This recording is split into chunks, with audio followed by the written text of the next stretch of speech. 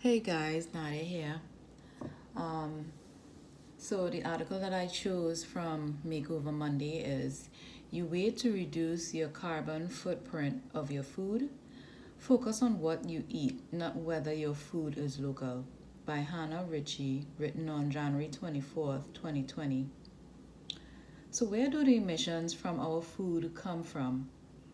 In this visualization, we see emissions from 29 food products. Actually, this is the finished product, and I'm going to show you how we can produce this visualization from scratch.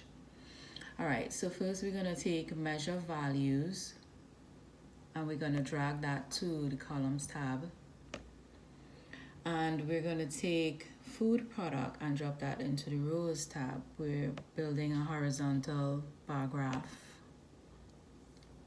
So here we could see all of the products that the research was done on for this article.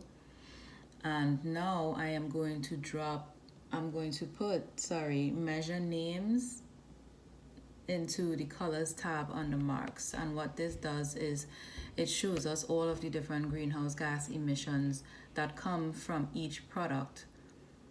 So for example, beef is the product, and we have beef dairy herd or beef herd.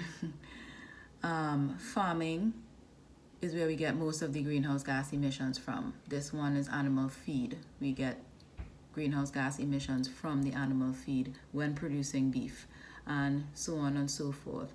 So this is a bit jumbled. What I'll do is just sort it so that it's a bit easier on the eye.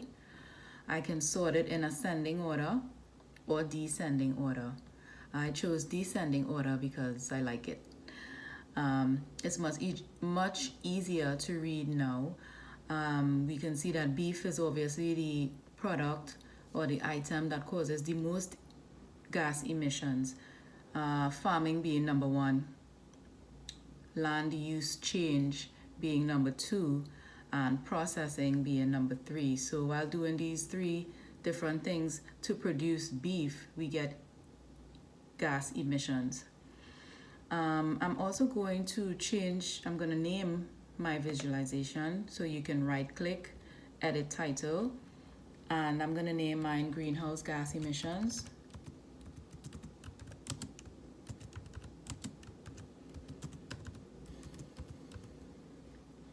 Hit OK, and I'm also going to rename my sheet. I don't want it named sheet 2, so I can right click, rename, and I'm going to call this emissions.